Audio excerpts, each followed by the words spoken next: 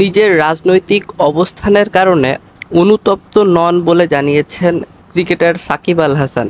সাকিব আল হাসান একজন বিশ্ববিখ্যাত cricketer, allrounder.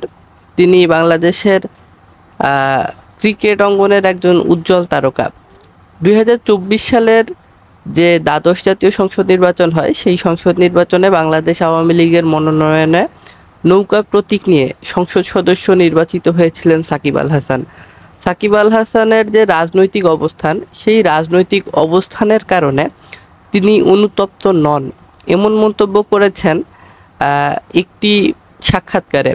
ক্রিকবাজ sports বিষয়ক একটি গণমাধ্যম, এই গণমাধ্যমে সাক্ষাৎকার দিয়েছেন বাংলাদেশের এই তারকা ক্রিকেটার, সাবেক অধিনায়ক। এবং সেখানে তিনি বলেছেন যে তার রাজনৈতিক অবস্থানের কারণে তিনি অনুতপ্ত নন এবং বিভিন্ন বিষয় নিয়ে খোলামেলা কথা বলেন। যদিও তিনি গত 1 বছরে বাংলাদেশের জার্সি গায়ে দিয়ে কোনো খেলা খেলেননি, তারপরও আন্তর্জাতিক যে ক্রিকেট অঙ্গন, সেই ক্রিকেট অঙ্গনে তার পদচারণা ক্রিকেট প্রেমীদেরকে সমৃদ্ধ করেছে। তিনি বিভিন্ন ধরনের ম্যাচে অংশ নিয়েছেন এবং তিনি একটি ইচ্ছের কথা জানিয়েছেন। তিনি আবারও বাংলাদেশের জার্সিতে খেলতে চান, বাংলাদেশে আসতে চান, বাংলাদেশে খেলতে চান এবং মিরপুরে যে জাতীয় ক্রিকেট স্টেডিয়াম আছে, সেই ক্রিকেট স্টেডিয়ামে নিজের জীবনের শেষ ম্যাচ খেলতে চান।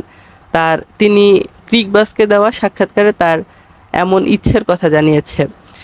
সবচেয়ে মজার ব্যাপার হলো, গত বছরে একটি গণ আন্দোলনের মধ্য দিয়ে সাকিব আল হাসান যে রাজনৈতিক দলের রাজনীতির সঙ্গে সম্পৃক্ত ছিলেন, সেই রাজনৈতিক দলের রাষ্ট্র ক্ষমতা থেকে পতন ঘটে।